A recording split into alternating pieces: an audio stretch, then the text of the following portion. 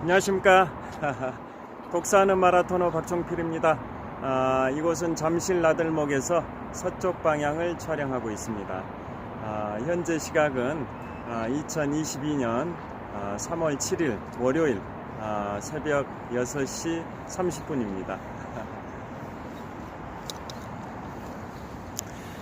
제 자전거를 타고 동쪽 방향으로 이동하면서 촬영하도록 하겠습니다.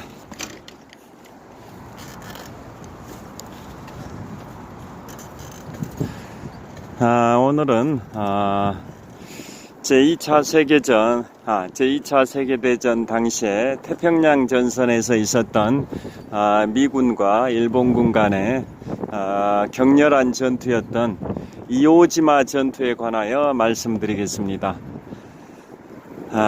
이오지마 전투 들어보신 분들도 계시겠습니다만은 못 들어보신 분들도 계실 것 같습니다.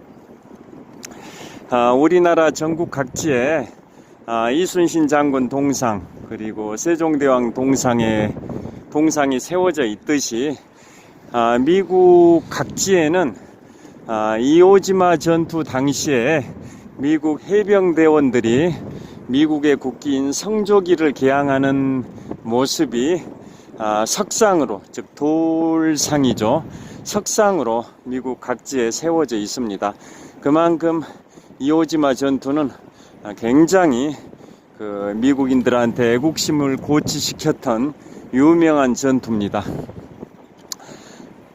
이오지마 전투는 일본이 항복하기 6개월 전인 1945년 2월 19일부터 3월 26일까지 36일 동안 벌어졌던 전투입니다.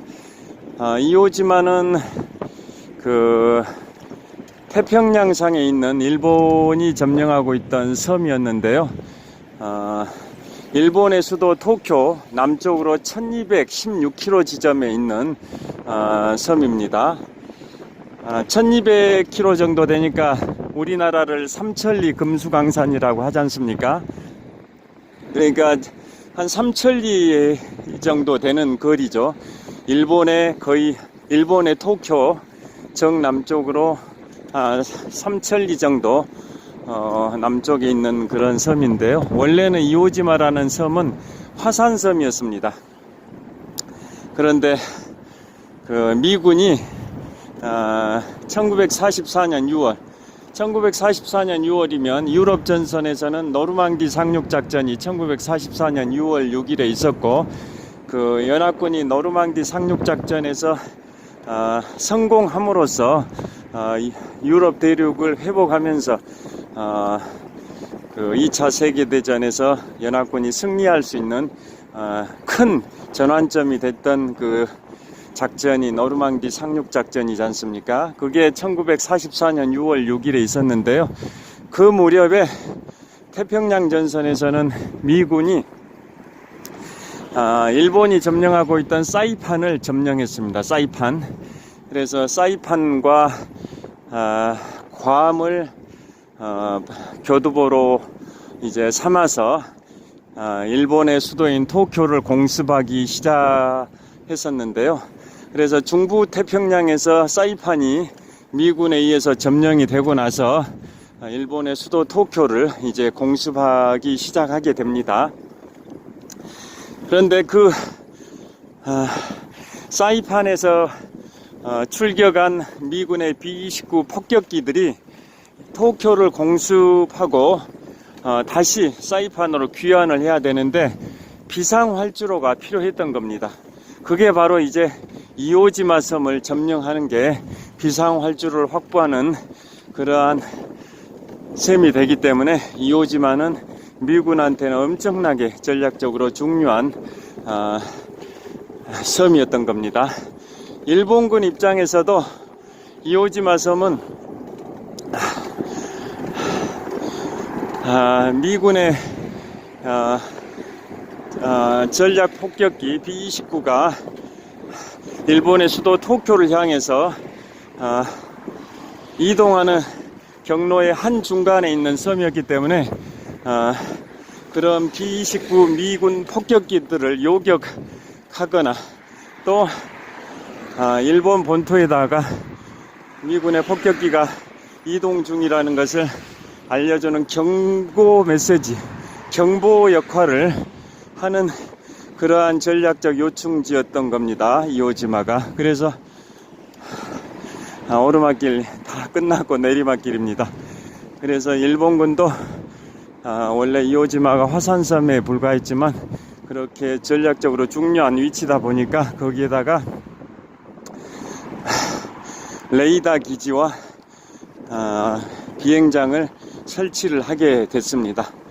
그래서 미군 측이나 일본군 측이나 다 중요한 그러한 전략적 요충지라는 그런 점 때문에 이오지마를 이제 점령하고 있던 일본군 입장에서는 이오지마를 사수했었어야 되고 미군 입장에서는 어떻게 해서라도 빼앗아야 되는 그러한 상황에서 1945년 2월 19일부터 3월 26일까지 36일 동안 이오지마 전투라는 대혈투가 벌어지게 됩니다.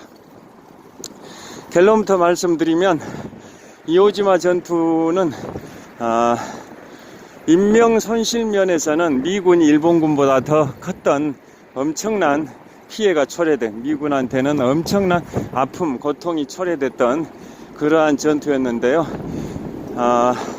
미군의 사망자는 한 7,000명 되고 부상자가 19,000명. 그래서 사망자와 부상자를 합하면 한 26,000명 정도의 인명 손실이 초래가 됩니다. 그에 반해서 일본군은 22,000명이 이오지마 수비대를 사수를 하고 수비대에서 이오지마를 사수하고 있었는데요.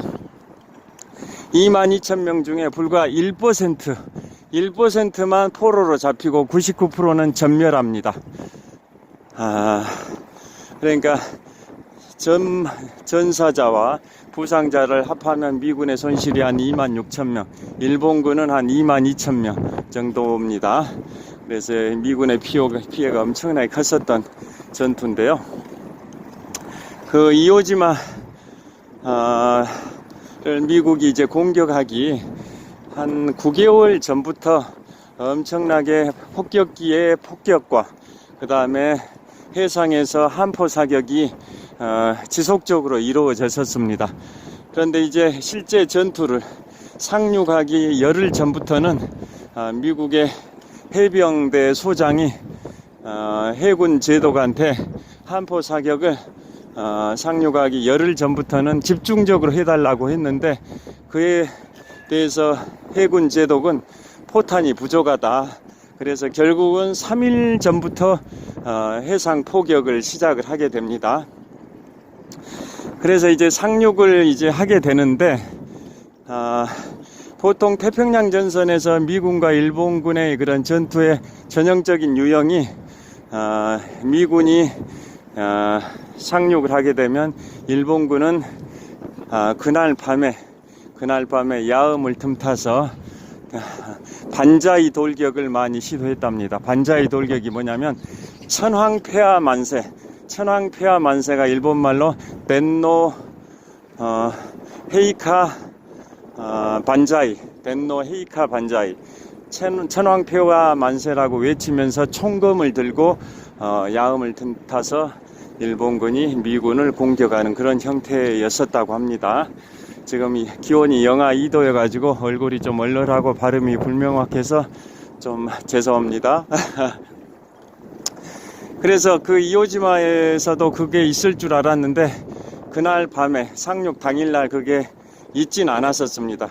그런데 미군은 그 덴노 헤이카 반자이 돌기역이 있을 걸로 예상을 하고 뜬 눈으로 밤을 지새웠는데 그날 일본군의 그런 덴노 헤이카 반자이 돌격은 있진 않았고 다음날 해병의 3개 사단, 미군 해병대 3개 사단이 이미 상륙하고 해안선에서 진지를 구축하고 있을 때 또 화산섬이다 보니까 그 화산섬의 모래가 푹푹 꺼지는 그러한 상황에서 일본군의 총공세가 시작이 됐었습니다.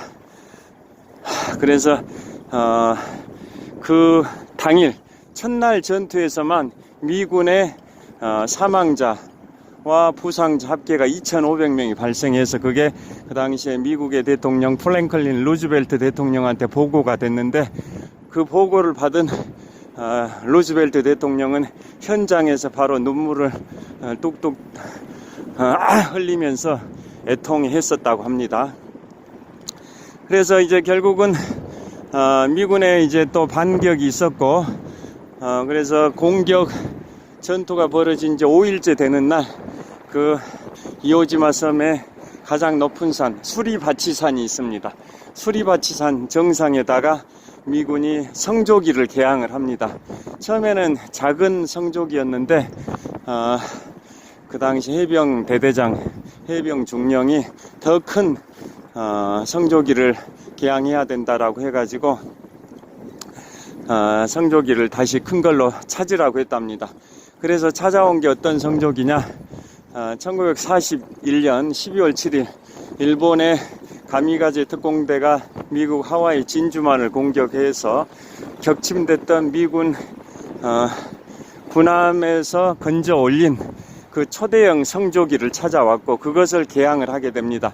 그래서 해병대원 한 7명 정도가 수리바치산 정상에다가 그 성조기를 개항하는 그 모습, 성조기가 워낙 초대형이다 보니까 해병대원 한 7, 8명이 같이 동시에 개항을 하는 그 모습입니다. 그 모습이 종군 기자에 의해서 사진에 찍혔고, 그게 미국 본토로 전송이 돼서 그 사진이 바로 언론인한테 주는 최고의 상인 퓰리처상까지 받았습니다. 그리고 미국인들한테는 애국심을 고취시켰고, 그로부터 5개월 후인 1945년 7월에는 미국 우표로도 발행된 사진입니다. 자, 그래가지고 결국은 치열한 전투가 벌어졌는데, 일본군들은 이미 동굴 지하 터널을 건설해 놓고 다 그쪽에 숨어 있었습니다. 22,000명 정도의 병력이. 그런데 미군은 워낙 화력이 막강하다 보니까 동굴에다가, 일본군이 숨어 있는 동굴에다 화염 방사기를 통해서 이제 괴멸시키는 과정이었고, 또 불도저 이런 걸 동원해 가지고 동굴 입구를 다 돌로 막아 메워버리는, 그러기도 하고, TNT 폭약을 터뜨려 가지고 동굴을 무너뜨리기도 하고, 그런 식으로 해서 결국은 일본군은 22,000명 중에 1%에 해당되는 216명만 포로로 잡히고, 나머지 99%는 전멸을 했습니다. 그런데 미군도 만만치 않아서 미군 사망자가 7,000명 정도, 부상자가 19,000명 정도, 그래서 사망자 부상자를 합하면 미군도 26,000명 정도의 그 인명 손실이 발생됐던 그런 치열한 전투였습니다. 그래서 이오지마 전투에서 36일의 전투를 통해서 미군이 많은 손실을 초래하면서 일본군이 점령하고 있던 이오지마를 점령을 했고, 그 이후에 다음 달부터, 즉 1945년 3월부터 5월까지 또 두세 달 동안은 그 유명한 오키나와 전투가 있습니다. 오키나와를 점령하고 있던 일본을 미군이 이제 섬을 빼앗는 그런 오키나와 전투는 이오지마 전투보다 훨씬 더 많은 양측의 피해가 초래됐던 전투고, 결국은 그럼에도 불구하고 이오지마 통학토성 나들목 거의 도착했는데요. 자전거를 세워놓고 좀 마무리 멘트를 하도록 하겠습니다. 자, 이쪽으로, 제가 달려온 거리입니다. 자전거를 타고 서쪽 방향에서 이곳 동쪽 풍납토성 나들목까지 이동을 했습니다. 풍납토성 나들목입니다. 자, 이번에는 한강 쪽으로, 동쪽 방향을 또 촬영하고 있습니다. 동쪽 방향 한강 쪽으로 좀 이동을 하겠습니다. 산책로. 자, 풍납토성 나들목이라고 간판 보이시죠? 풍납토성 나들목. 제 자전거도 이렇게 보이고요. 풍납토성 나들목입니다. 자, 한강변으로 한 15m 정도 이동을 하겠습니다.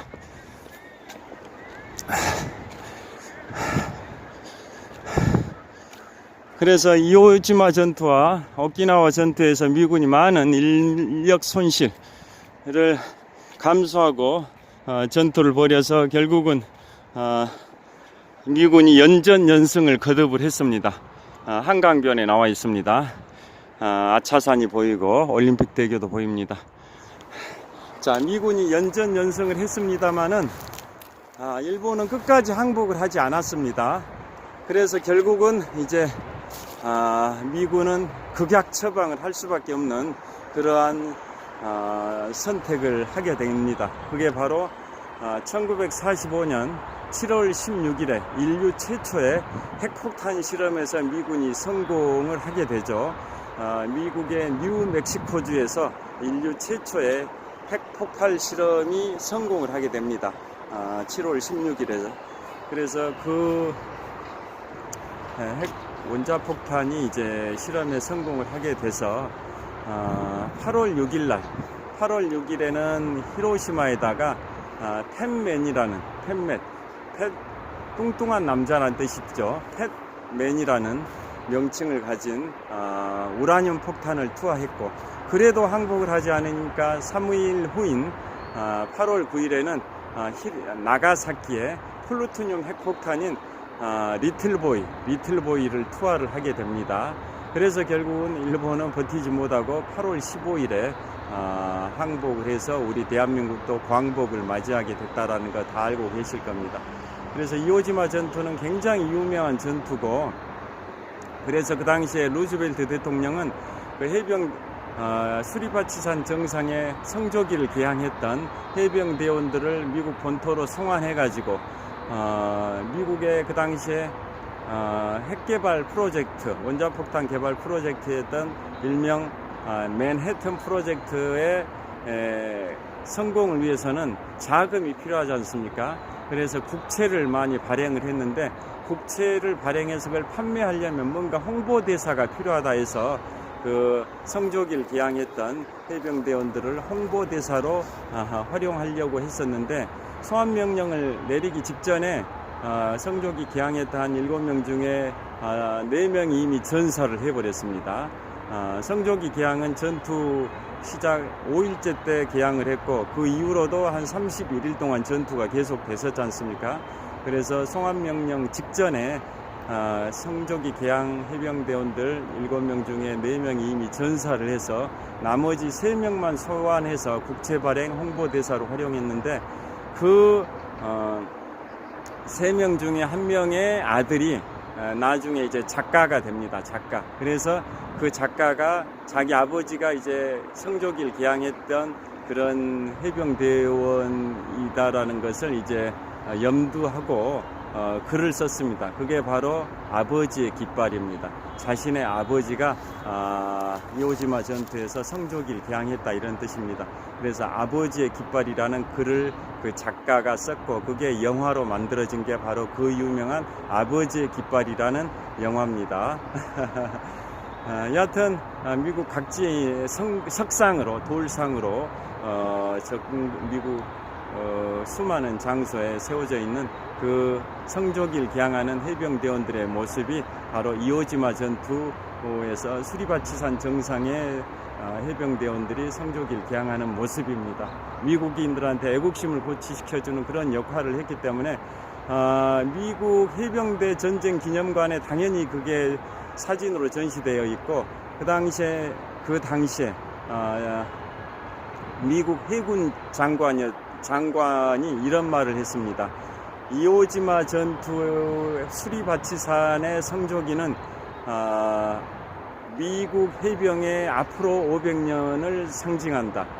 수리바치산 정상의 성조기는 미국 해병대의 앞으로의 500년을 상징한다라는 아주 멋진 말도 남겼을 정도로 이오지마 전투의 성조기를 개항하는 해병대원들의 모습은 지금도 굉장히 미국 해병대들의 자부심으로 남아있다고 합니다. 여하튼 지금 시각이 2022년 3월 7일 월요일 아침 한 7시가 다 돼가고 있습니다. 이틀 후에 제20대 대통령 선거인데요. 꼭 투표하셔서 미래의 지도자를 선택하시기 바랍니다. 자, 화이팅! 좋은 하루 되십시오. 감사합니다. 자, 올림픽 대교입니다. 감사합니다.